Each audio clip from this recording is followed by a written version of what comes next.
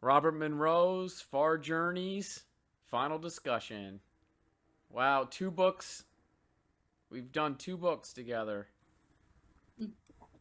Can't believe it. And then we're going to move our way into The Ultimate Journey, which I believe was finished in 1994.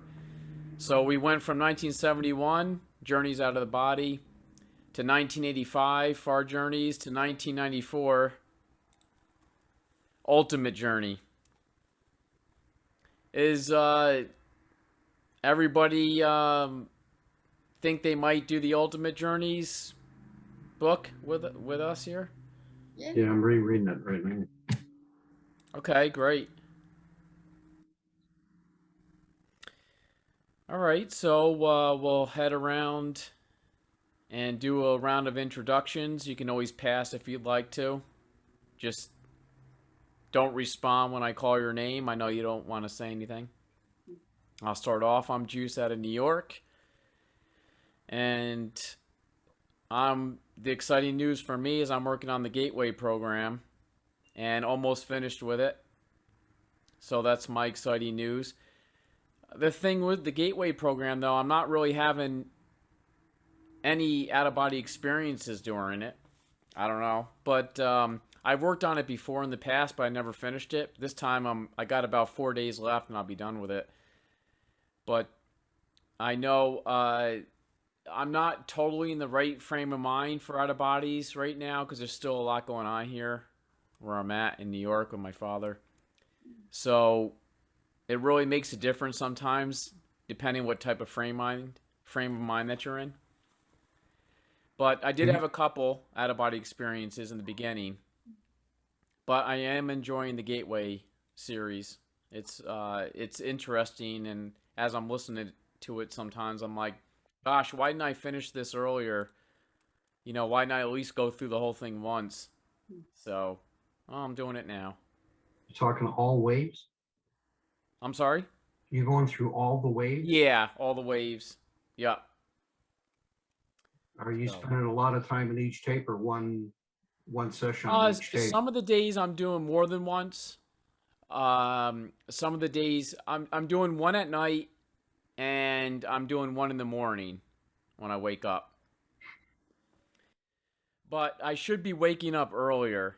I'm putting my alarm on early, but then I end up going back to sleep because there's so much going on. It's like I want that quality sleep, so I end up going back to sleep, and I should be doing it a lot earlier, but I'll get there, and I know it's gonna be a good time. So, all right, we'll move on to Glenn. I'll move on to you since you're the second one on here.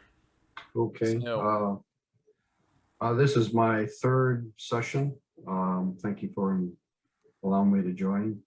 I've been into this since the 70s, and I've had a handful of OBEs. I have the Gateway experience as well, or this series. My Walkman just died, like I said, last week. I'm in the process of trying to find a high quality Walkman. However, they're almost as expensive as buying the entire series again. It's unreal. But I'm doing a lot of spiritual awakening. I'm doing a lot more of the, like I mentioned last time, OBEs are kind of a side benefit of this, and as we move forward into the next book, I feel I'm kind of like on that journey, but I really miss the OBEs because they're so much fun. So I enjoy that, and it's just kind of like I want to go exploring more. I remember lucid dreaming for different planets and that type stuff, and I can change all of that, but I want to explore for a while first before I move on to bigger and better things. But it's nice to be in a group that you can discuss this stuff with. So, cool. Thanks, Glenn. Hi, you're Susan. welcome. Hi, I'm Susan. I'm from Texas. I'm an astral projector. I have been since I was very young, and so it's like one of my favorite things to talk about. I've taught classes, I've written articles about it. So I'm at home here. What happened? Uh-oh. I still hear you, Susan. Yeah, something happened. Let me see. Okay, I see what happened. What in the world? How did that happen? Okay, weird. Okay. I'm gonna have to find you again. Weird. Oh, it's so weird. I'm back. I'm through. That's it. Thanks, Susan. All right, Mr. Smooth Cruz. Would you like to do an introduction? Yes, I would. Welcome. Well, thank you. Actually, it was told about this. I don't have Facebook. My girlfriend told me about it, so I'm glad that I got in on this. I missed I got in the tail end of the last session, but actually got into Robert Monroe through I can't even remember how I came across the whole AP stuff. I just remember seeing something on my subreddits about it, and I just got the audibles for all the books, and actually went out and purchased all the books, and have been trying to do the wave sessions, the ones you're working on, and I want to be enlightened. I know that we're more than this. I know that it seems like a huge waste for the whole universe to exist and us just live a minuscule amount of years on this planet. So I honestly think there's something more, and I just want to tap into that knowledge and just grow as a person and as a conscious being. So that's why I'm here. Cool. Yeah, I'd say most of us are in that same boat. Yeah. Thanks. Thank you. Hi, Marty. Hello. What's new? Well, let's see. I managed to get Astral City. If anybody wants to find it, I looked all over for it. I got it from my local library, which has Hoopla. Did you ever hear of Hoopla? Hoopla. It's like a streaming service that you can take. It's sort of like Audible, but it's got movies and television episodes, and local libraries sign up with them. And if you have a library card, then you can sign into it. Anyway, so Hoopla has it. Awesome. So I watched it, and it was definitely very good, for sure. Looked up the guy who they were talking about. Are you familiar with the history of the guy who that movie was made from, wrote the books and stuff? Yeah. A little bit. Yeah, Brazilian guy, wrote Yep. something, 200 or 300 books. He was a channel for somebody. I've read some of those Very- books. Yeah. Thanks, Marty. And I'm glad you enjoyed Astral City. I think everybody should see it. It's a great movie. Lenny, what's up, Lenny? Hello. Yeah. You're sounding better, Lenny. What'd you get? A new microphone? No, I didn't do anything. Oh, it's still a little muffled, but sounds a little better. I don't know what to say. In the 70s, I was with a group looking for the truth, the real truth, not just a bunch of bullshit that we seem to have everywhere we look. And I found somebody sort of like a American Ramana Maharshi that experienced absolute truth. And all we were taught was to question, doubt everything, move away from things that are less likely that lead us to the truth, using our common sense and intuition. We were practicing celibacy, which was extraordinarily interesting. We were out in the middle of nowhere, so it was quite easy, or relatively easy, to do that, as opposed to being in a day-to-day societal life.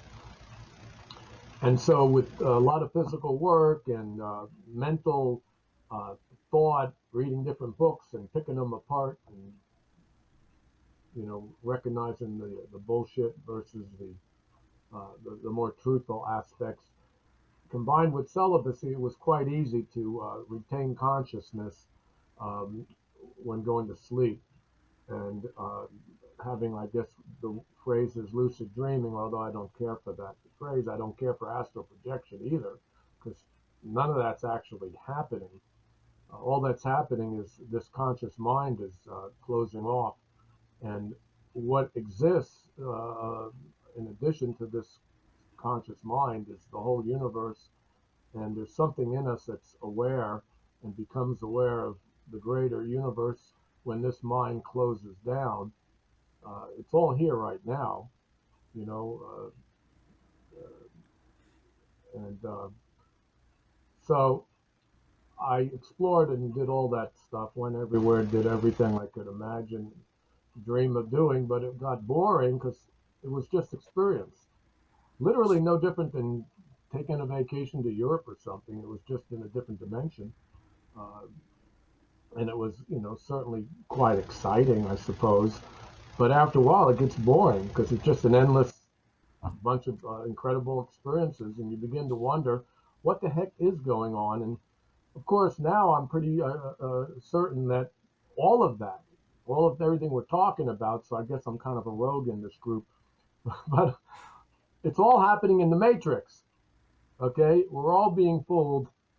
We're all being manipulated like puppets. Something is living off of our experiences. Um, so, but I still I like the this group, and I love, of course, Monroe's books, particularly the first one. What an amazing book! And I'm here to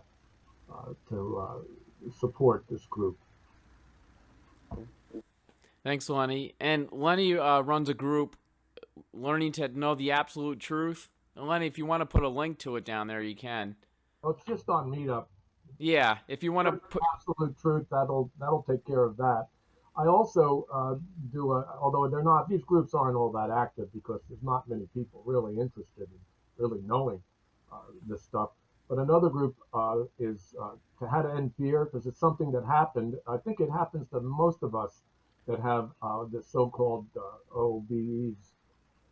We pretty much lose our fears, or at least I did, kind of completely.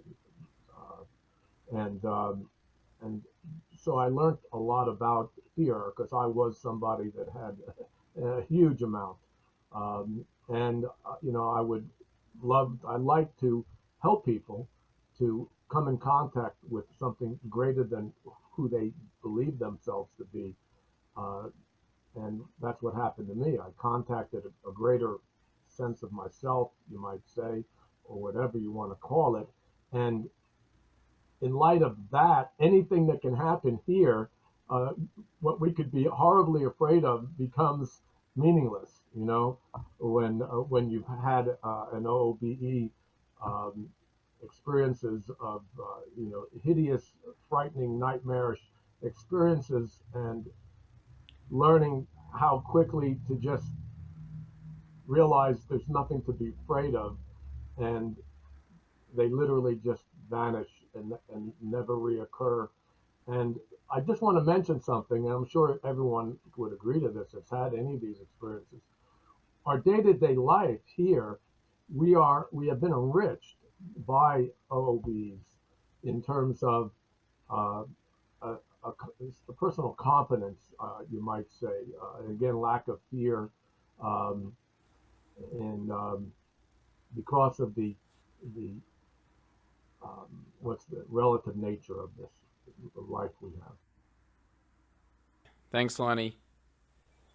Hi, Kathy. Hello. I'm driving, so I hope my connection continues. I'm Kathy. I'm not a very experienced projector or out-of-body experiencer. I've had a few experiences, but mostly I'm interested in anything that has to do with consciousness, especially how it relates to our nature as spiritual beings. You know, there's an outward journey, but there's also an inward journey.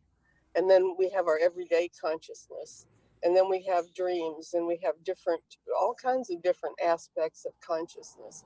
And I'm interested in all of them, particularly dreams and how they connect to one another, because I don't think one is in isolation from another. I think they all pair together in some way, in a significant and meaningful way. And like I said, I enjoy dream work quite a bit. I do some hypnosis, and but mostly the dream work. So that's me. Thanks, Kathy. Yes. Drive safely. Thank you. Peter, would you like to do an introduction? Maybe where you're from and an out-of-body experience to share or a question? Yeah, sure thing. Hello, everybody. Sorry I didn't intend on getting on camera. I was going to be spectating, but definitely happy to contribute. Thanks for organizing the group. Juice, or is it JP? Either or, but either, Okay. whatever you feel comfortable. I like Juice. Juice sounds cool. Thanks. So yes, I had my first experience back in 2012 as an astral projection.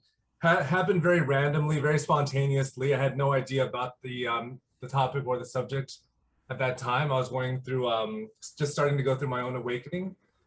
This is back in 2012. I was really just questioning life and just the purpose and what my purpose is and what the world is all about. And once you start asking the questions, obviously, then you started being shown. And so I was definitely shown. I was just kind of thrown out of my body very randomly one night and just thrown completely off guard. And I thought at first I was going a little bit nuts until it, started happening night after night, and eventually week after week. And I connected with some groups at that time just to guide me through the experience. So I haven't been, I kind of went off of the path after that a few years later. And then, because I had to get back to the 3D, back to, just living my life here. But then I'll get very random sort of experiences that come up. And so it's definitely a subject that I do want to make more time to explore, especially considering that I have these experiences, even when I'm not asking for them. And the most recent one was interesting because and I didn't know that this could happen, but I was apparently projected back into my old childhood home, which I had tons of dreams about for some reason. Some of them even just I forget what type of dreams it is when you can control the dreams, lucid dreaming. But this time it was a astral projection, and so I thought that was really interesting. That happened about just a couple weeks ago, and just another one just very recently as well. And the gap between these more recent events have been years compared to the more regular ones. So I think it's definitely time to start picking up the reins again now that I have more balance of the 3D and the additional realms. So looking forward to connecting with you all. Thanks very much. Cool. Thanks for coming. Yeah, I know how that is when life gets in the way sometimes. Yeah. I had my first major experience around 2013, so around. Oh, wow. Yeah. Oh, that's awesome. We'll have more to catch up on then. Yeah, definitely. Thanks. Pleasure. Thank you.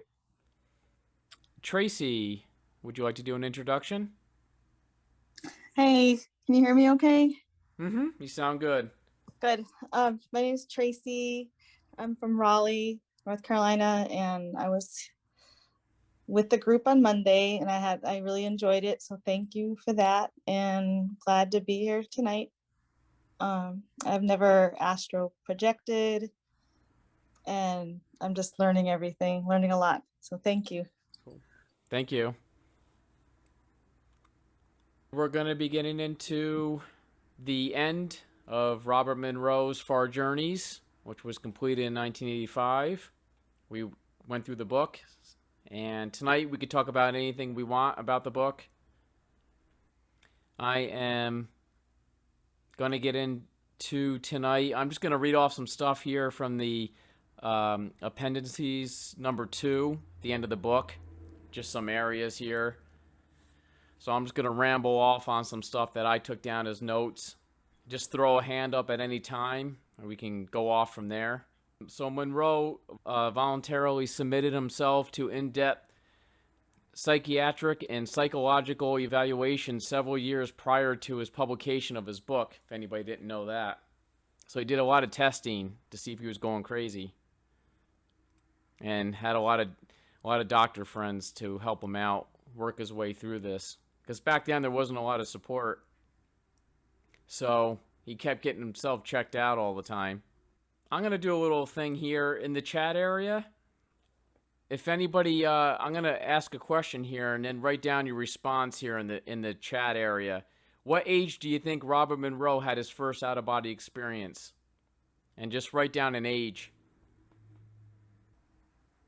As you can see, we got a big range of ages here coming up. We got 50, 33, 45, 21, 52. Don't know, but assume it was younger, 15, 14. I'll tell you what, though, nobody hit it yet. But there's been some close ones there. All right, I'm going to write the answer on there. Here we go. This is according to his Far Journeys book. This is the first time he had his first OBE. This is how old he was. 42. Yeah. High five, yeah. Might be a shocker to some out there. Didn't he describe that clearly in Journeys Out of the Body? I don't remember him saying he was 42. I know he was older in life. I remember him mentioning, but I never mentioning a specific age until this book. Could be wrong, but this is part of the study that was done on him. That was part of the study, the information that came up. One thing Monroe learned how to do was fly airplanes in high school.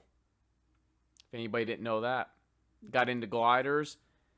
And I'm happy to say and lucky to say that the place that he used to fly here in New York, in upstate New York, Wurtsboro, I used to go there as a kid to watch ultralights fly out of there. So what a small world. What a small world. The only thing is Monroe wasn't there the time I went there, as far as I know. This was interesting. I found out that during a psychological test, and all these tests that they're doing on Monroe, he saw a particular inkblot, which is often seen as a bat or a bird, and he saw as a flying unit with wings in the shape of a bird or the body of a butterfly or insect flying upwards towards the top of the card. That's what he saw. So they did a lot of tests on Monroe, and most of the people didn't see that, but he saw that. During one of the studies they did on Monroe, which was most striking, was Monroe's spasmodic breathing, which is like a form of apnea he had. After these apneic periods, the breaths were gulping. So during the sleep studies, when they had him hooked up to EEGs, and they had him in the sleep labs, he had a form of sleep apnea. So that was interesting in the findings there. Susan?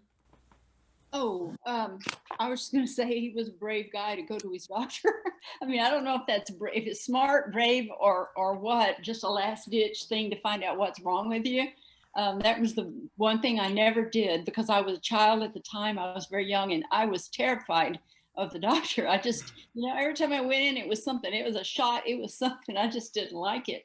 So I knew if I told anybody about these strange experiences, that's the first place they would take me, and it's just, I'm glad I didn't go. I'm glad I didn't tell anybody. It would have been nice to have someone to talk to about it when I was a child, but it would have been a bad experience for me to go to the doctor and, have them try to explain this away. So yeah, none of it. And what he went through with being hooked up to stuff and let him, and that stuff freaks me out too. That really freaks me out. Even the thought of that. I was a few years ago, about 3 years ago, 4 years ago, I was actually offered, I interviewed for and I got a part on Ancient Aliens. I mean, the people that made Ancient Aliens interviewed me, and I got it. I was going to be on the show, and I turned it down for that reason, because I didn't want to be hooked up to a bunch of stuff. I didn't want all of that. And I had a friend who interviewed at the same time I did. He went on the show. He's actually been on the show several times, and he didn't like it either. He didn't like it. It just freaked him out. Some people just, you know, it's just having things hooked up to you and all that stuff. It's just, you know, couldn't do it. Even sleep study, if I ever had, I couldn't do a sleep study. My brothers all had to do sleep studies because they just didn't sleep well. And they all walked out, all of them. They just said they couldn't take all this stuff hooked up to them. They said, there's no way you're going to fall asleep. So, you know, yeah, so some people that's bothers some people. And Monroe talks about that a lot too, of all the trouble he had during the out-of-body experiments of trying to get out with all these electrodes hooked to him and stuff. Oh, imagine, yeah. Yeah, it was really tough. I mean, he did eventually get out, but it took some. It took a lot of practice. Yeah. Would anybody else like to talk about OBE testing and stuff? Has anybody had any testing stuff done, sleep labs they would like to talk about? Yeah, I've had 3 different sleep studies. I have sleep apnea, and during the time I was able to sleep on my back. I'd sleep like this, just straight, and never had an issue with it. Being on submarines, you're in a very enclosed space, so I couldn't roll over, because if I did, I'd fall on the floor because of the small space. So you get into basically sleeping like this, and it worked fine. If you roll, you got to pick yourself up, turn, and come back down. It doesn't work with all the wires and everything else that you have hooked up to you for those sleep studies, but that never really had any impact on any of my conscious attempts to go ahead and do that, though, or have an OBE. So it's interesting. I can understand what you're saying. You don't want to be hooked up to it. Definitely. We got into this earlier. Monroe talks about sleeping in the prone position on his stomach. And then it seems like he also talks about sleeping on his back a lot. So it was a little confusing earlier on in the books, the earlier books. But he definitely would have to sleep on his back during the tests. You know, there's no way he could sleep on his stomach. So I'm sure if that's an issue, that was a big issue, which I didn't see him talk about much. I got a note here. When Monroe was in an out-of-body state, there was a frequency slowing that was detected when he had the EEGs hooked up to him, with an interesting shift in power to a 4 to 5 Hertz range in the theta-Delta transitional zone, the borderline sleep-wakefulness states. So they get into that, and which we know is the spot you want to get to have an out-of-body sleep. Out-of-body state is the sleep awakeness. So the 4 to 5 Hertz is supposedly what the hemisync does, is get your brain into that. And that's the best state. Has anybody ever got more into that? The Hertz state with between 4 and 5 Hertz. The hemisync. Body asleep, mind awake state. That's the area you want to get into to have your out-of-body experience. Would anybody like to talk about that? Yeah, I had mentioned in the first meeting that I was working on Focus 10, Focus 12, and I almost want to say that I can achieve that, and I almost don't sleep very much anymore. I'm more in that state. I sleep in the bed for 2 hours, and then I just get up and I sit in a chair and meditate that. But I can be in that particular state for long periods of time. And I have one of those finger monitors for blood or your pulse rate and your oxygen content. So I watch myself go through that at night. When I do my breathing exercises, with the Wim Hof, that type of thing, go through, and And I try to see if I can make a correlation between that state. And I almost, is it Lenny? Where's the letter? Lenny? Yeah, you know, in terms of what you're talking about is the, you know, I feel like I can be in that state for long periods of time. And it's very, very relaxing. I probably spend about 4 hours a night in that state before I get up for the morning. But being there, you know, it's kind of like, I'd like to be able to activate the OBE. I just enjoy that all the time, though. So it's such a feeling of peace and relaxation. You know, I want to get more out of it, but anybody has any suggestions, please throw them my way. I was just going to say that Glenn is very lucky for having those long experiences, because mine seem to be just very short. Mine don't seem to happen unless my body is just really exhausted. If my body is very well rested, they just don't happen. I just have a sleep straight through the night. But I notice on occasions where I'm just exhausted, or for some reason my body's not well rested, as soon as I start to fall asleep, that's when it happens.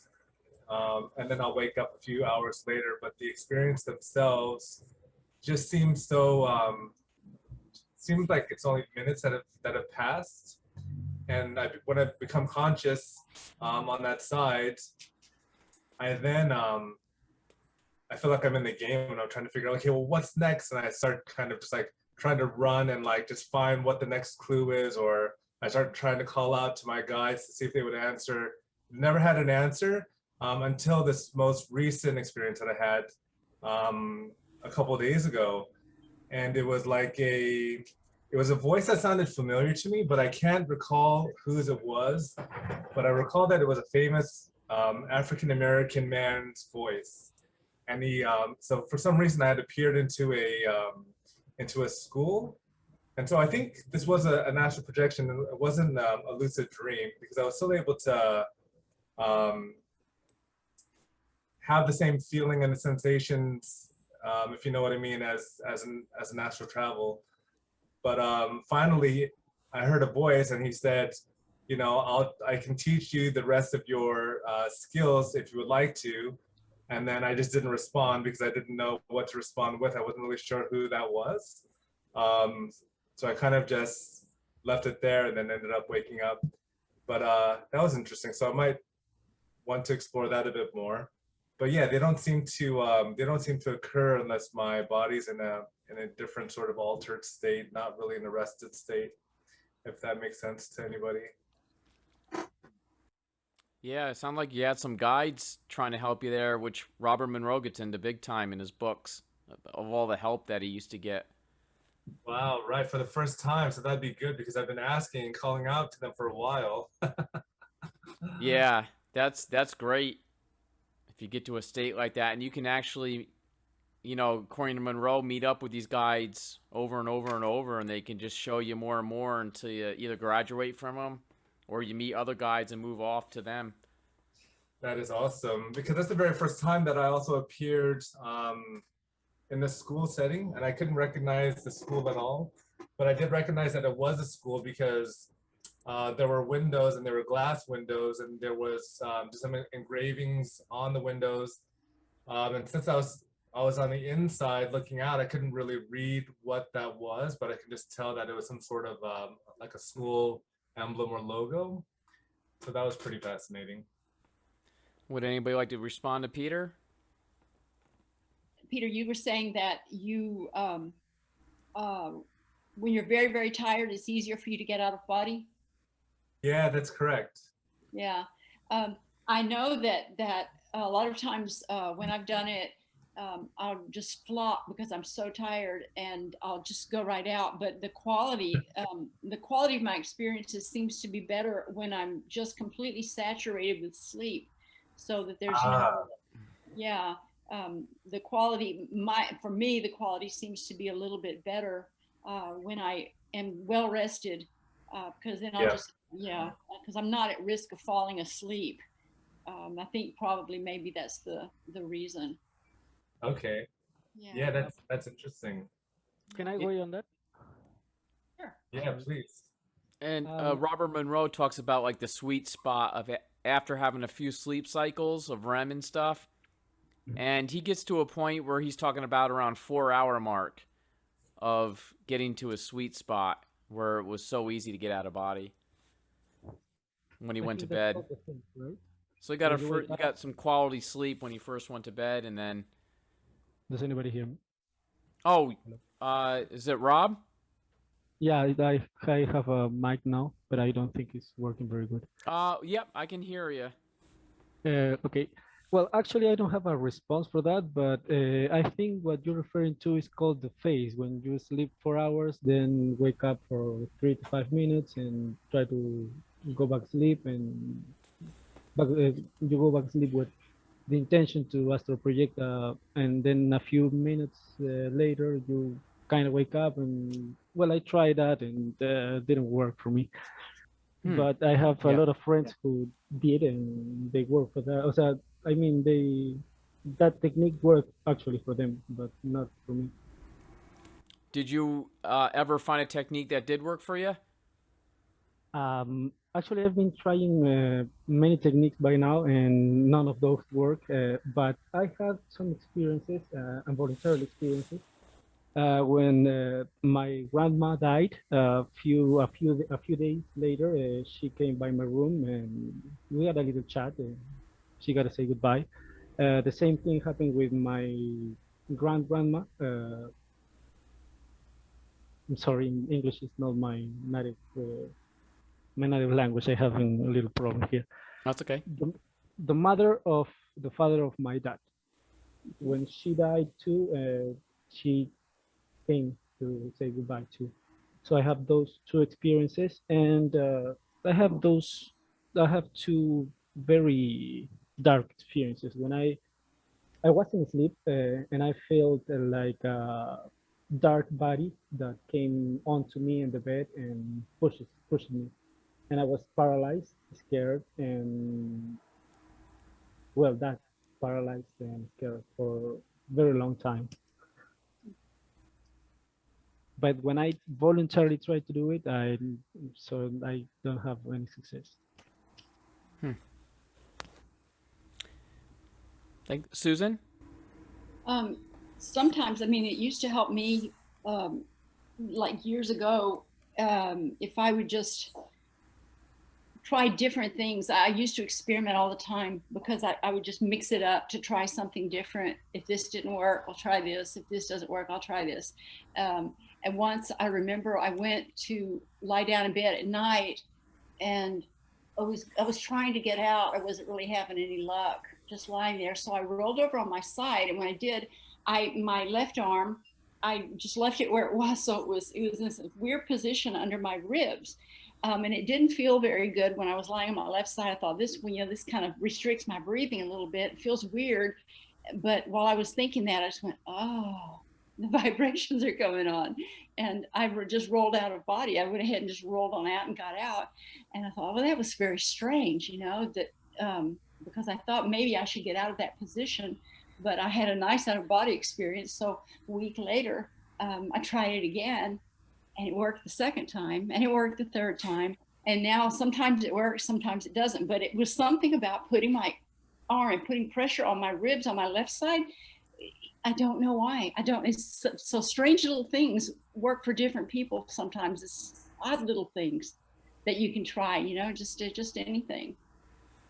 Right, Susan. And like Monroe used to talk about his jaw, thinking maybe it might be the cavities in there. Like he would have jaw adjustment to get out of body. Yeah, move his jaw. Yeah. You never know. Yeah. That's actually a very good note about the jaw, because that reminds me of just one of my most recent travels where I was actually conscious of my jaw and holding it in a certain space to just keep me in that state so that I can continue the journey. Because as I mentioned, my journeys would always just be fairly quick. Sorry, just in the city here, I'll close the window. And so I guess over time, I would start to be able to adjust certain things as well, as Susan mentioned. And in the most recent one, the jaw was one of them, where I was actually just holding it in place just to maintain my experience at that time. Yeah, so you never know. There's so many techniques out there, and it's right, you just got to find the one that works for you. Just keep experimenting. I mean, Yeah. as you know, Monroe has like a, you know, countless techniques that he uses,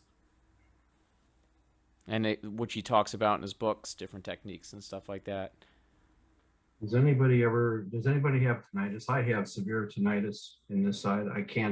I have a constant high pitched squeal that goes on all the time. And Yeah, me too. yeah, it was kind of weird because I had ordered the Gateway tapes, and between the time that I had ordered them and the time I received them is when I got the tinnitus.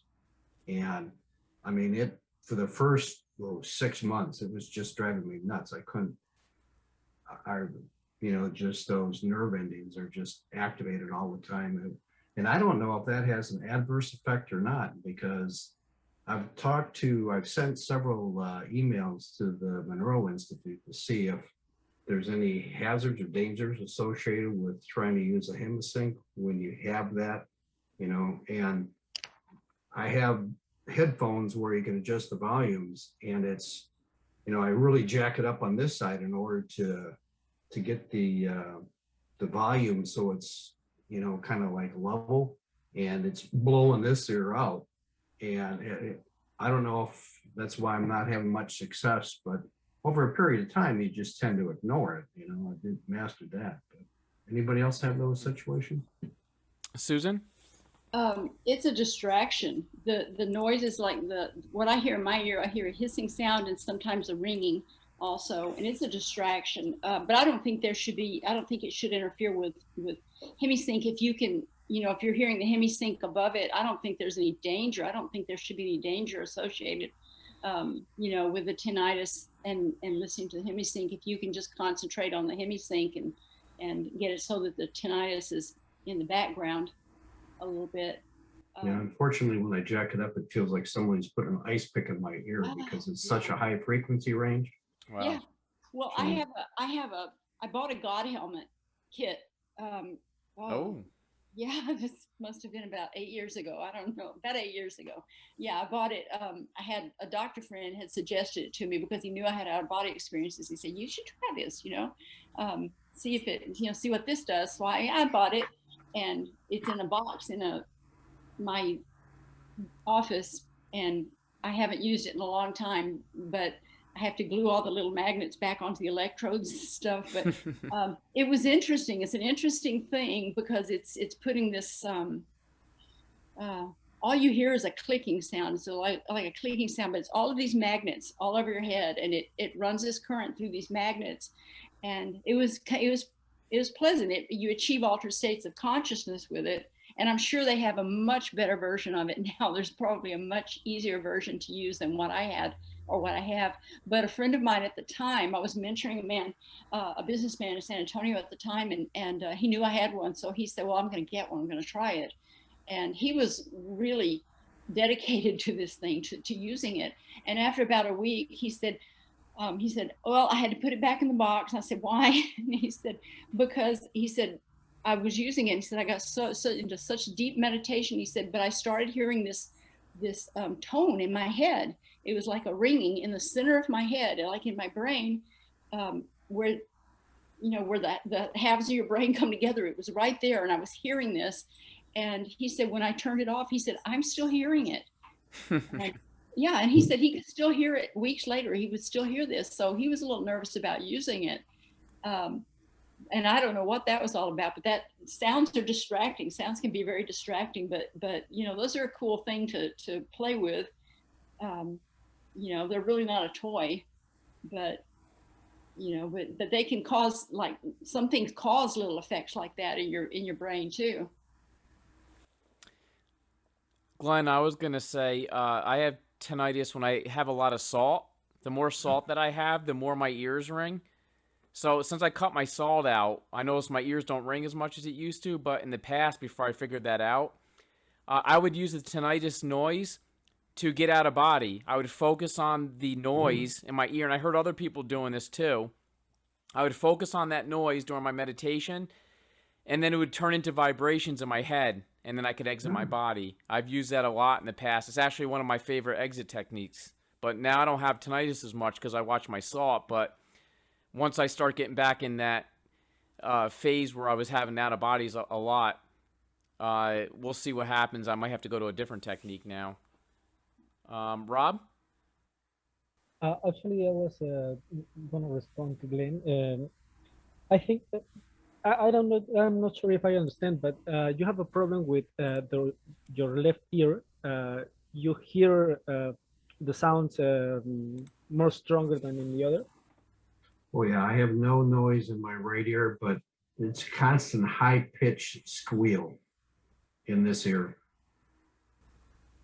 Yeah, so the hemisync wouldn't work when you have you tried to put a little ball of cotton to block some of the noise so you can regulate it?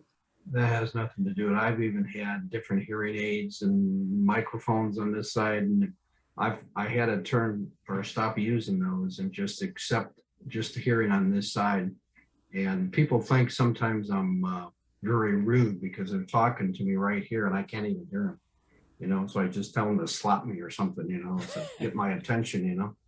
Well, I have a problem in my left ear. I can hear nothing. Well, not nothing, but very little with my left ear. So I use a ball of cotton to block my right ear, and well, I raise the volume. Yeah, unfortunately, it's not an exterior noise. It's all on the inside. You know, it's kind of like if you burn the hairs on your arm. Yeah. Oh, yeah. Okay. You know, and how it curls over. That's what my nerve endings are in my ear. Oh, okay. Yeah, no, it has nothing to do with it. Well, thank you, Juice, for that idea. I'll use that and see if I can. You know, it's kind of like I should have thought of that before. You know. But, yeah, especially when you're in that relaxed state, just focus on that ringing noise, and eventually you can get it. You can amplify it, and it goes into the vibrational stage, and I'm out. Yeah, I have played with my jaws, different locations sometimes, and I play music with it, you know. Yeah. It seems weird, but Yep. Okay, I'll try that. Thank you. Yeah, great. If I have trying to AP with an empty stomach will help with the experience. Yes. Will make it easier. Yeah. Yep. Okay. And another question.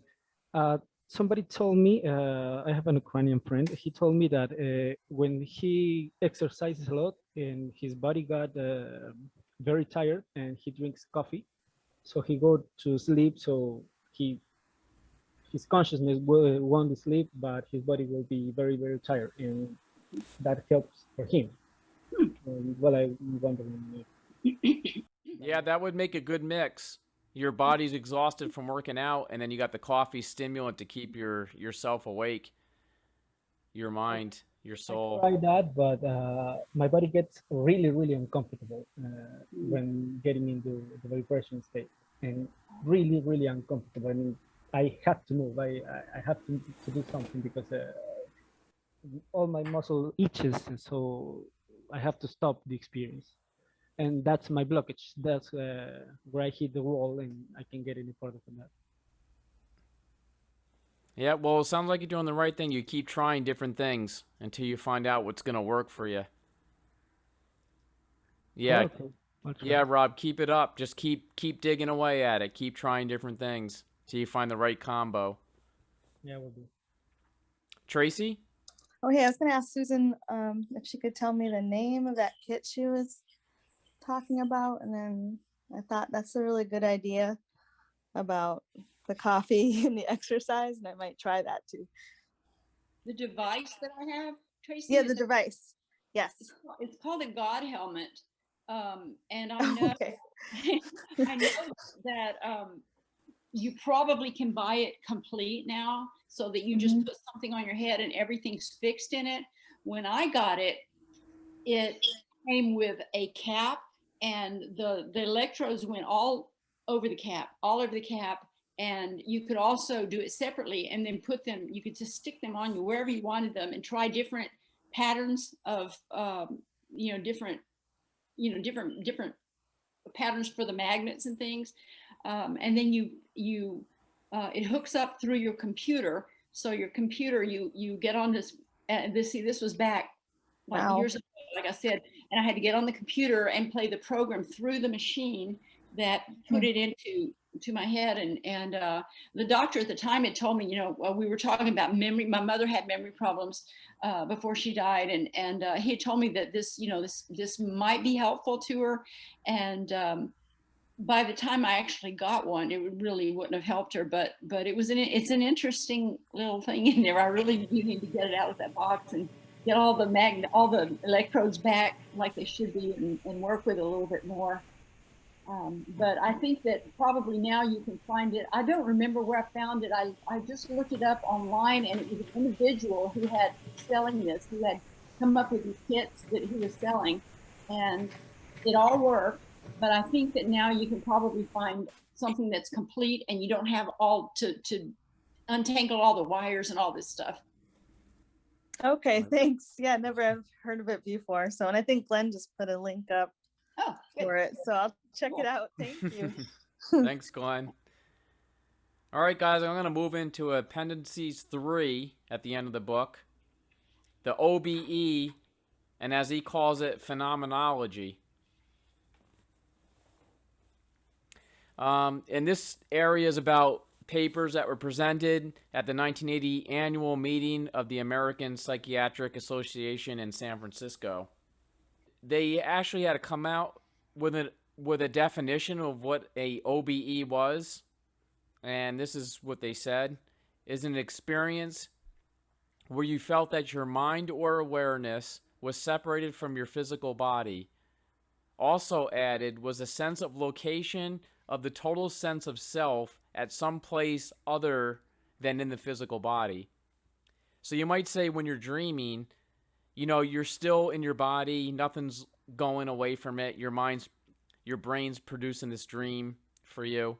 But when you have an out-of-body experience, you're actually away from your physical body, and your mind is not producing this hallucination for you, let's say, inside your mind while you're actually still in your physical body. Would anybody like to talk about the OBE definition here? I thought it was that's a pretty good general definition. Yeah, it was. I'm going to put another thing here if you guys want to respond to it in the chat area. Yes or no, do you think Robert Monroe came up with the term out-of-body experience? You can write yes or no. And as they're coming in, I'll start reading them from the top here. So we got a yup, a yes, a yes. Well, yup, yes, no. I doubt it. No, no. I think no. So the answer is no, surprisingly. The term out-of-body experience was coined by Charles Tart in 1960. He's still alive today. You can watch some of his videos on YouTube. People interview him and stuff like that. He's involved a lot in it.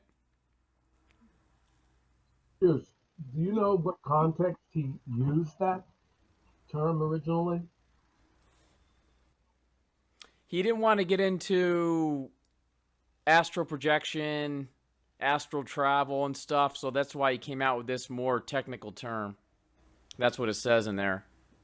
Was he referring to what we consider those experiences? Yeah, altered states. So he kind of used it as an altered states comparison. I guess more for his studies that he did. He did a lot of studies, Charles Tart.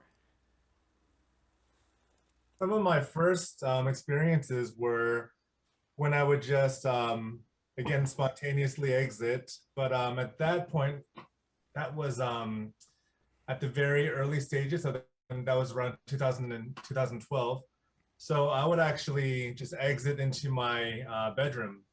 And then I would actually see my body. Well, for the first few times, I wouldn't look at the bed because that was freaking me out a bit. I didn't know what to expect. But as I worked up the courage, then I would start to look at the bed and I would actually see my body there sleeping. And then kind of just generally, will gradually increase my abilities from there, because it was almost like having to remaster a whole other realm. I guess that's what we're doing. But I had to learn to stand again. I had to learn to open my eyes. I had to learn to eventually I was able to float around my room, kind of like I was flying. So I think that kind of experience, like the OBE, is, you know, that makes sense to me, where I'd actually see my body there and I would be consciously out of it, versus astral projecting, as I recently did, where I would end up in a different space completely. And, you know, that would be defined as astral travel. So I guess that's what it would mean to me. Right. And if Monroe also stays away from the word astral projection, and what he gets into is he calls them locales, different locales. So to me, it seems like the astral projection world is more, according to Robert Monroe, and locale too. Right. Interesting. Would anybody else like to respond? Yeah, I think if I read ununderstood, then just the general research I do in AP, I think he had said that in locale 2 that it's not always necessarily what is in locale 1, like locale 1's here and now, right? So if I understood what he was saying correctly, he said that I think locale 2 is not always an exact, I guess, I'm not gonna say duplicate of the physical world, because a few things are different. If anybody could chime in on that. I have a quick question though, just before. Juice, I want to get clarification. This, what we call this physical world, people have successfully had what we call an out-of-body experience here in this real physical world without there being changes. The changes that you were just referring to, I think a lot of us probably experience, and that is everything looks the same except it's not. And you know, having had that happen enough times, it's obvious right away that it's not this. It's what you might call, although it's a horrible term, it's all in the astral plane or whatever. It's not this physical world. It's a projection that looks the same, and it's not. But what does Monroe call this physical world? He calls this locale 1. This is 1, and Yep. then 2 is what could appear identical to this, but with some changes. You know, where you're in your kitchen and all of a sudden you realize that it's a different countertop or something odd like that, and then you realize that you're not in your kitchen, even though it may certainly appear to be. So that's what you're referring to as locale. When stuff starts to change, correct me if I'm wrong, that's locale 3 in the physical world. When things start changing around, reality fluctuations is locale 3. What's 2? 2 is all these different dimensions, what you might call heaven, hell, weird areas that people get stuck in when they die, different rings and stuff. So 3. So I just assumed that what you were just describing as 3, I was assuming that would be part of 2. Yeah. You're saying that he's defined it differently. Yeah, 3, from what I know, is more back to the physical reality, but with different fluctuations going on here. And then 4? He doesn't have any locale 4. 5? No, it's just 1, 2, and 3. That's it? That's it. And then he gets into rings, different rings. Oh. There's multiple different areas of different rings he gets into that you can get stuck in or whatever. So has Was there anything mentioned in the book, or has anybody came to their own conclusions about what locale 3 actually is and what the purpose of it is? And even locale 1, because I mean, you know, if you listen to people like Elon Musk, who've confirmed that it's very likely that we're also living in a simulation here, I wonder what that's all about and also how it relates. Right. Susan, I'll let you go first there. You've had your hand up for a while. Oh, I apologize. Yes. Oh, no, that's okay. You still had your question there, Peter. So, Susan? I never broke anything down into locales or anything like Robert Monroe did. You know, he was very analytical and you know, organized and all of that. I was not. I've never been. You know, I just do it. I've gone. I mean, the three things that I most frequently have gone to, I started lovingly calling them the obvious. The first one, the obvious, the surreal, and the ridiculous, because it was the obvious was going here, because I wanted to make sure first that I could go here in this reality and actually go and interact with people, ask them questions and have them answer me, or I could go and try to touch them and see if they could feel me later. They tell me later if they felt it or like that. It was all in this realm. It was here and it was astral. And I had a lot of people, you know, that I worked with that you know, could tell when I was there and all of that. Then the surreal was beyond that. That was where the locales, I mean, this area, I would call it, I live in a town called Seadrift. I called it Seadrift number 2 if I was here and out of body on that level, because I saw it as a more perfected version. It was the version that I would have created for here with businesses and people, you know, that I would like to talk to, and places that I would like to actually see here that aren't here. So I had a lot of experience doing that. So that's a different level, looking at this reality on a higher vibrational level. So you could pick any city, and I could pick any city and go to that version of it, and it would always be this more perfected or more a kinder version to me of the place.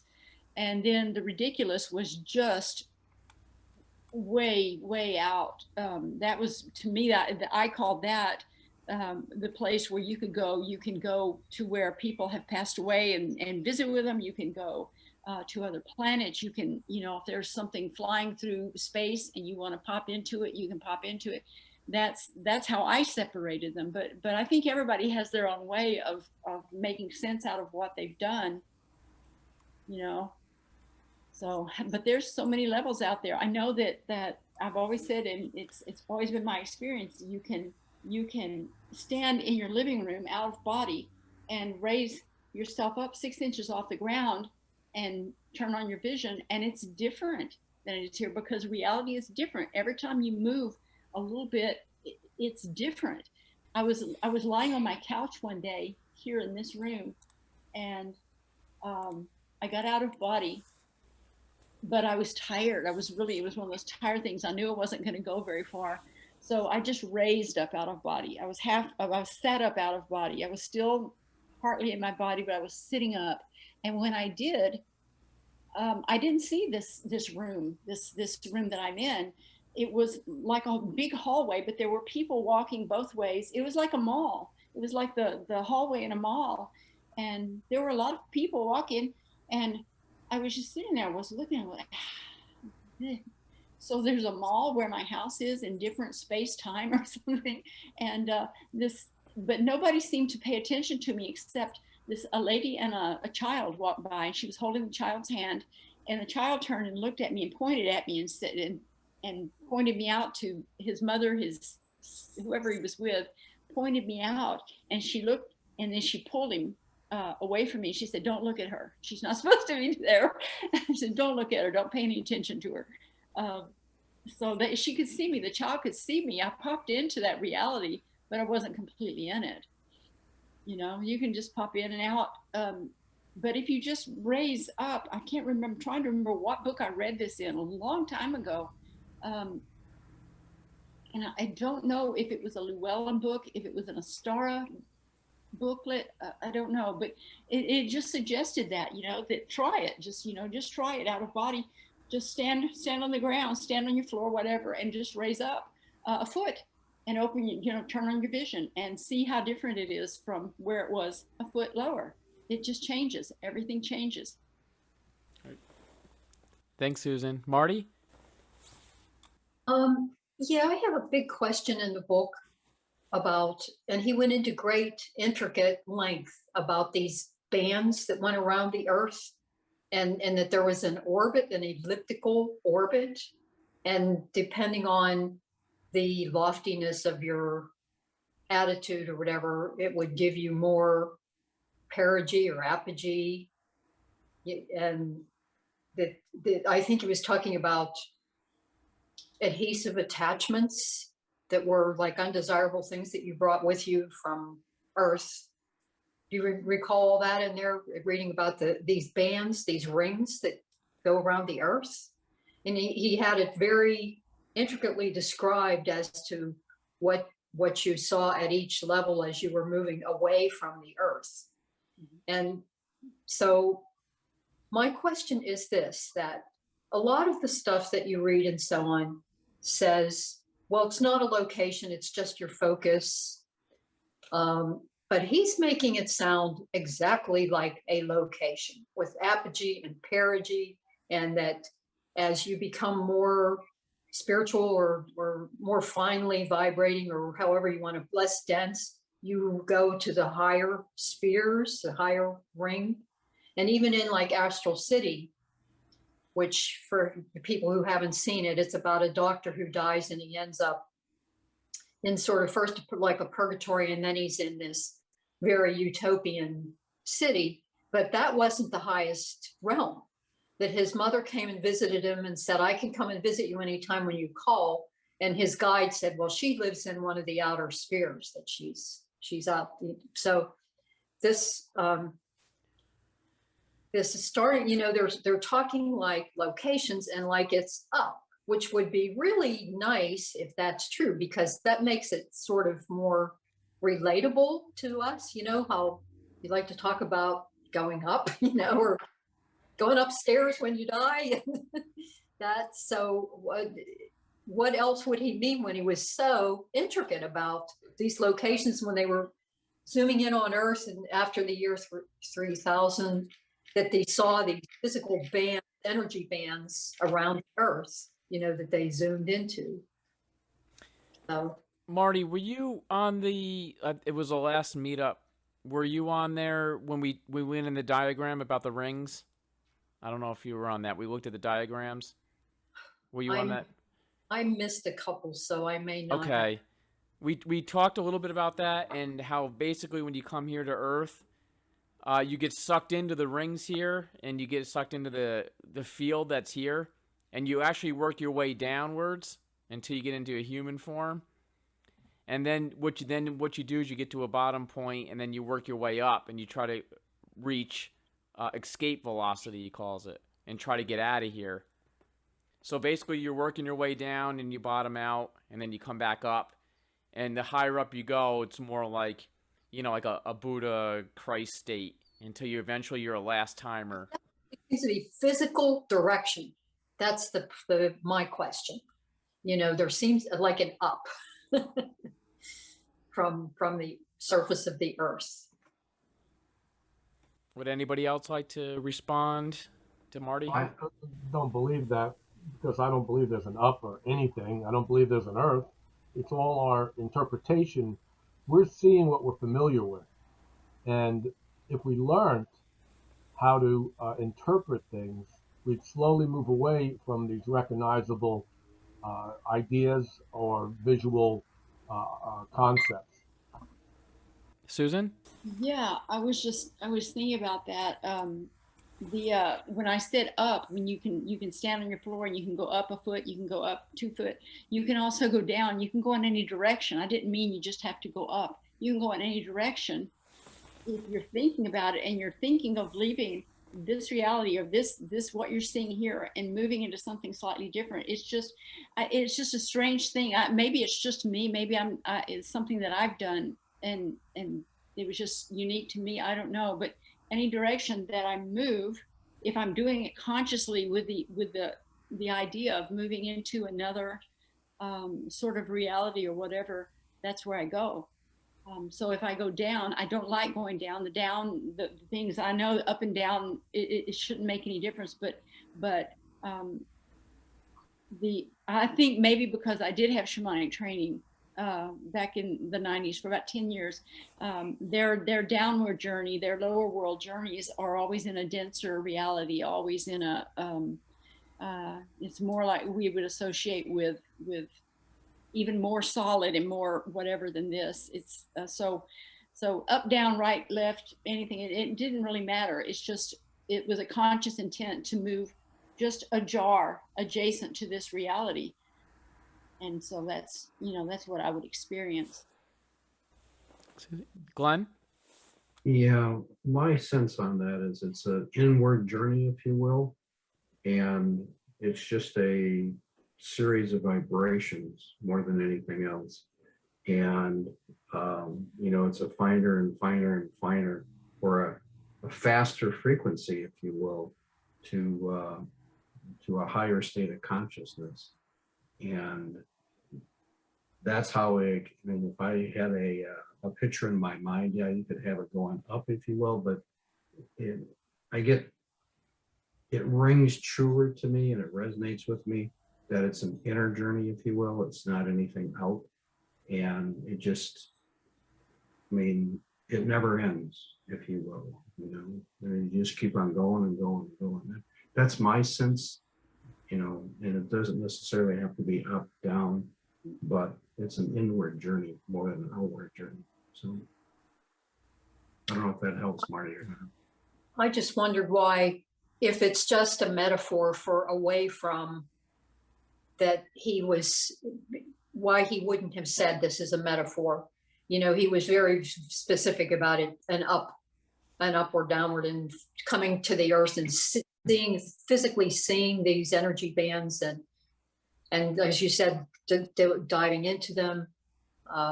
It just seemed so specific and graphic the way he described it, that's all I was trying to say. I understand what everybody's saying, and I've read that too, that it's inward and so on, but just not the way he wrote it. Yeah. If you had, I'm just guessing, they take 1,000 people with somewhat similar experiences writing books about their experiences, you'd have 1,000 completely different descriptions and concepts and thoughts of everything.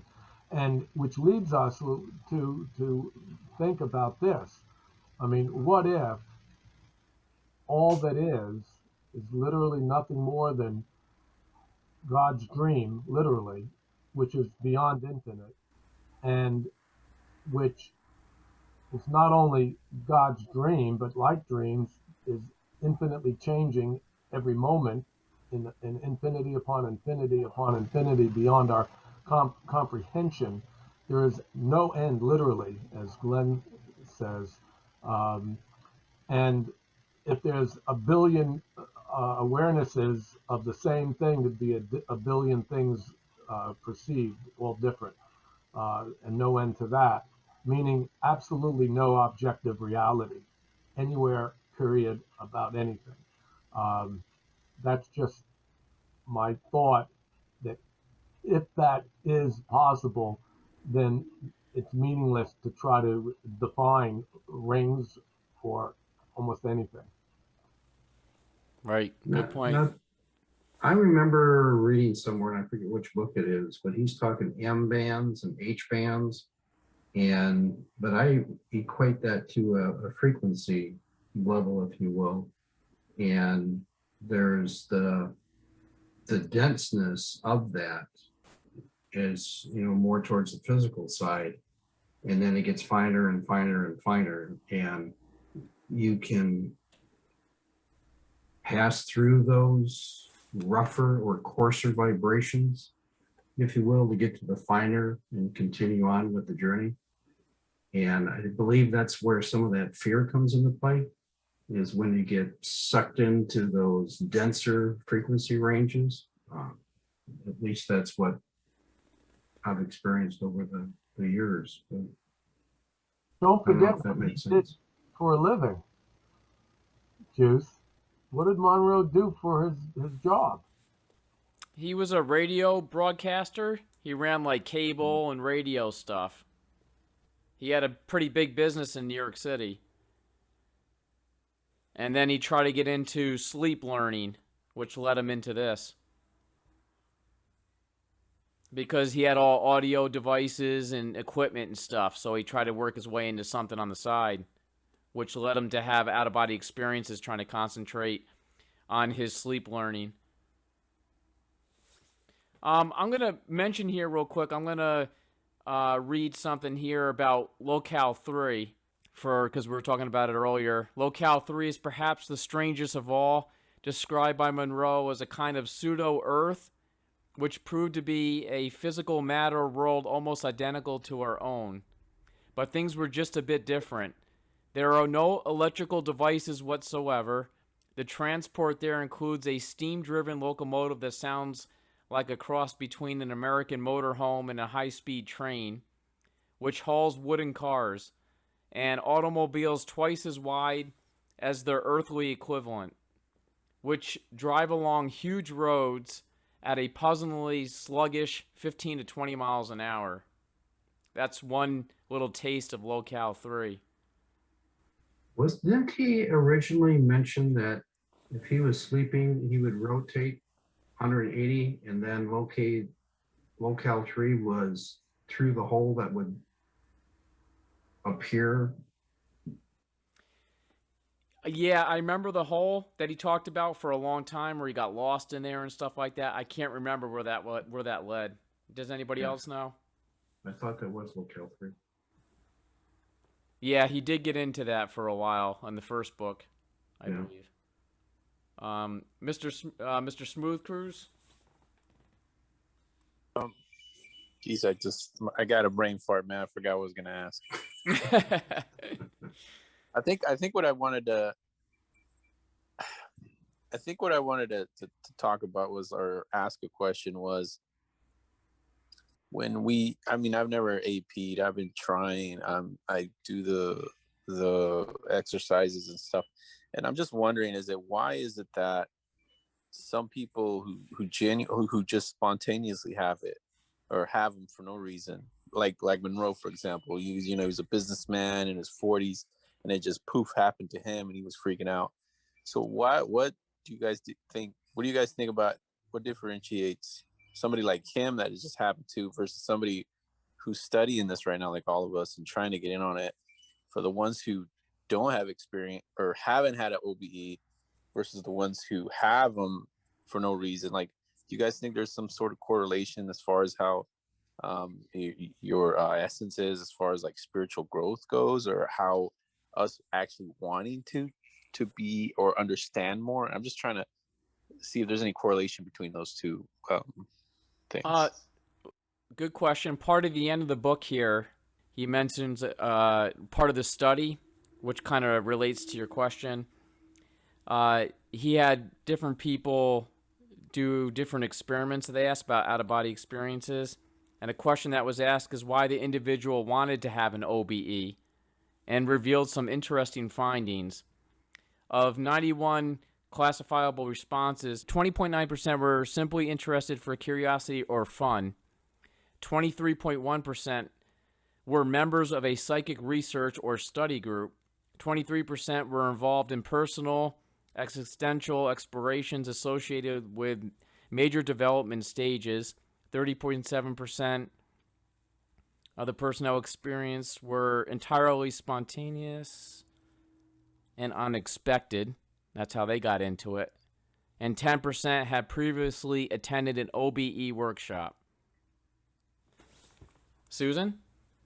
I think that, I was told, I've been told by multiple people in my life that some people, we just come in with different skills. depending on what we had in mind for our life journey here, for what our mission was.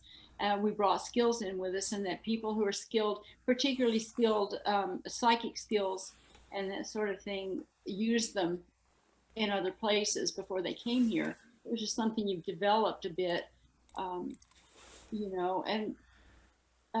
maybe that's why, I had them from the time I was a child through now. But, I've talked to so many people that had never had one that, might not have their first one until they were in their 50s or 40s or something, and then they would have an out-of-body experience, and some of them just go on to just be an astral traveler or just whatever you want to call it, however you want to frame it, But I think that we bring skills with us here. And then I think that we can also develop those skills once we get here. Thanks, Susan. Peter?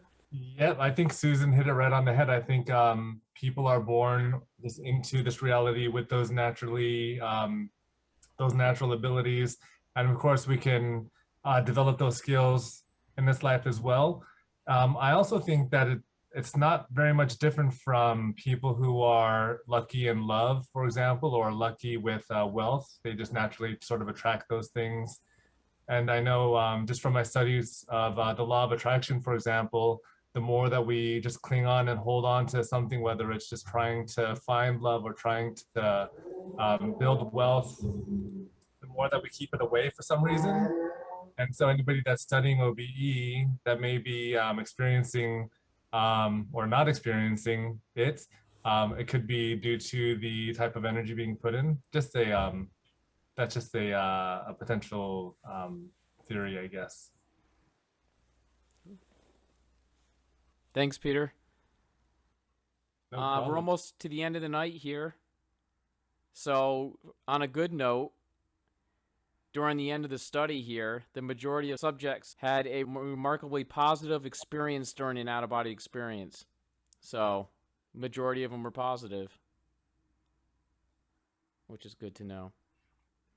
So I'm curious, in the chat area there, how many of you are going to join in the last book of Ultimate Journey, which will be the last one? Great. So I'm going to, like with the last book, between Journeys Out of the Body, I'm going to give like a week break in between and then start on Ultimate Journeys and just go right into it. Do 3 chapters every time we meet like we've been doing. Seems to be working out. And brings us right to the end of the night. So would anybody like to mention anything before we close the night? Anybody want to, anything exciting want to going on out there that you want to share with everybody? Mr. Smooth Cruise? Yeah, I just want to first of all, thank you for setting this all up. And, it's nice to know that there's other people in the community that actually embrace this sort of idea that we're more than our physical bodies. So I just want to show my appreciation and let you guys know that, maybe if there's any other like links some people could, put on the chat for other sources we can also check out to kind of maybe check different avenues to grow better as far as the AP and stuff goes. So again, I appreciate you, Juice. Thanks for setting this all up, man. Oh, my pleasure. I'm so glad as we're passing information back and forth to each other. We're all helping each other. All different stages here, just like that movie, Astral City. Peter? Yep.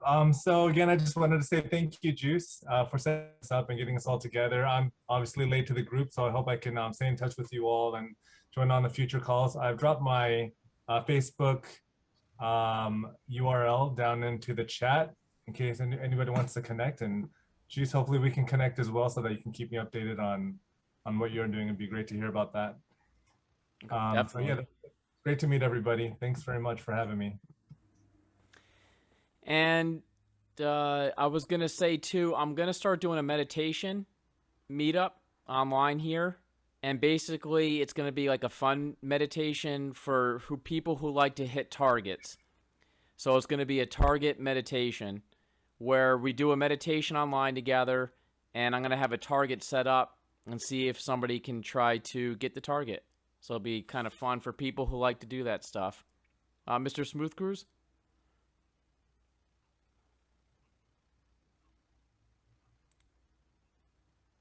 Marty? Can I mention something on another note other than the question you just asked? Or, Yeah. Yep. If you have a sensation sort of like a cat purring, only, you know, when a cat purrs, it's rhythmical, but if it's steady, but it's like that much, is that vibration? Because I get that sometimes, you know, when I'm trying and then I'll get this like a purr. That kind of sounds like the starting of vibrations. Yeah.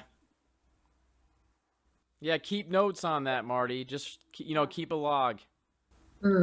See if you can change the vibration. Sometimes, you know, when you're first doing this and vibrations, you're new to it, and the vibrations will be kind of raggedy. I call them raggedy. I don't know. They fluctuate and stuff. But as you get into it, the more you do it, you can kind of fine tune the vibrations, and you can also recognize the exact vibration that gets you out, the level of vibration that gets you out. But you can, you know, that's a start. You know, if you're feeling that, I think that's a good start. Yeah. Well, I've had, you know, these 4 or 5 trips, as I call them, and I never had a vibration till just like the last 2 seconds, which was quite intense, you know, but it was just like the bursting through the opening, you know, was this vibration. But, you know, just lately when I've been trying, I've been feeling this little purr thing going on, and I just, you know, it's so frustrating when you have some successes and then you get nothing. Yeah. Yeah. Oh, yeah. Just look at any kind of hopeful sign. Right. Mr. Smooth? Yeah, now that you guys bring up the vibrations, I'm wondering if I've had one, because I do recall one time waking up. I don't know if it was sleep paralysis or whatever, but I just remember like this intense, like almost like I was getting you guys ever been shocked? It feels kind of like that, but it's not painful. And it just literally like, I don't know if it was sleep paralysis or whatever, but I just remember just like I guess vibration is probably the best thing, but I don't know if, I know I was still studying AP at the time, but I don't know if that would constitute a vibration, or you guys think that it's different for everybody. Before we go into that, I was going to say, feel free. I want to thank everybody for coming tonight and sharing, and you can drop anytime you want. We're going to go into a little overtime here. So would anybody like to answer that? I'm sorry, I'm interrupting. I think that for myself, in the beginning when I went on vibration, just the vibration part, I concentrated on that for a long time. And I found that the vibrations they can be really weird at first, and they can feel like a shock. It can feel like almost like an electrical shock. I don't know if anybody's ever been shocked to the point where electrically, where you almost feel like you're stuck to something and you can't pull away from it. I have. But yeah, similar to that, but you can refine them as time goes on. They start to refine to a point where at times they're not even really that noticeable. It's just, you know, maybe a real pleasant kind of buzzing or something, because they become more refined with practice. That's my experience anyway, for me. Definitely. Thanks, Susan. Rob? I was gonna ask if anybody had any advice on how to decalcify the pineal gland. I've been told that can help a lot. Yeah. So how do you decalcify it? Susan? Yeah, you can stop drinking, stop partaking of anything that has fluoride in it, because I yeah. already stopped that. I stopped sugar also. Yeah, and chlorine in your water, purify your water, you know, just drink the water as much pure things that you can put into your body. But another thing that you can do physically is to train where you roll your third eyes, your eyes to this area, close your eyes, well, you can do it with your eyes open, to this area right in here, because your physical eyes are somehow, they're somehow connected to the pineal, or something that's connected to them is also connected to the pineal gland. So when you do this and you put your eyes at this angle, it stimulates the pineal gland. And the more you do it, the more the pineal gland starts to wake up and you know, just, and the more you decalcify it and the more you do good things for it, it just starts to wake up. And you'll know, because you'll have all of these little sensations going on. You'll have light things and all kinds of things that happen as a result of that waking up. Yeah, I've been trying to do that, and I became very, very emotional the last few months. Ah, yeah. Yeah, I actually I see a little puppy in the street, and I kind of want to cry, and that's very, very weird for me, because I've been told that I was very insensitive, very an insensitive person, that I don't even have a heart or something like that, and that well, actually I'm in a very, very big change in my life, because for most part of my life I've been an atheist. I really thought that God was only an invention out of need of humanity. But when I start learning all of this, kind of shake all my world, and well, it's been hard to cope with these new concepts and ideas. That's why I've been trying to astro project, and as I told you before, I haven't been able to do it. I think there's been some damage to my pineal gland, because my mom used to clean my teeth with pure fluoride, sorry, when I was very young. And we used to do that once every week for, I think, until I was 7. Mm. And I grew up in a family that made this, how do you call it? Well, like desserts, like cupcakes or stuff Sweet. like that. Yeah, exactly. And they have a lot of sugar in it. So maybe that's why it's been very difficult for me. I Yeah. guess, I don't know Yeah. if anybody can help with that.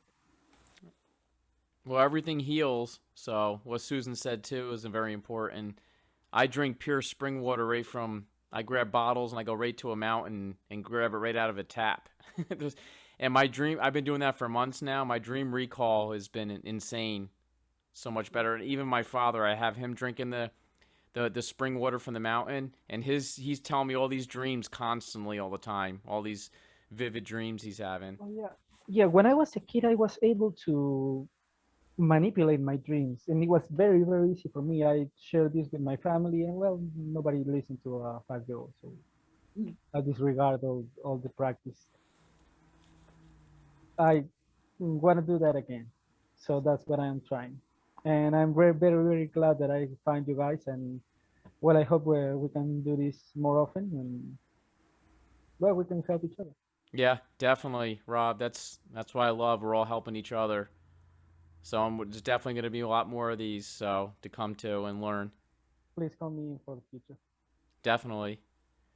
Thank you. All right, everyone. Thank you all again. Thanks for sharing. And I will post the Ultimate Journeys in a few days when it's going to start up. Hope to see everyone. Bye, guys. Take care, everybody. Goodbye. See y'all soon. Bye. Thank you. You're welcome.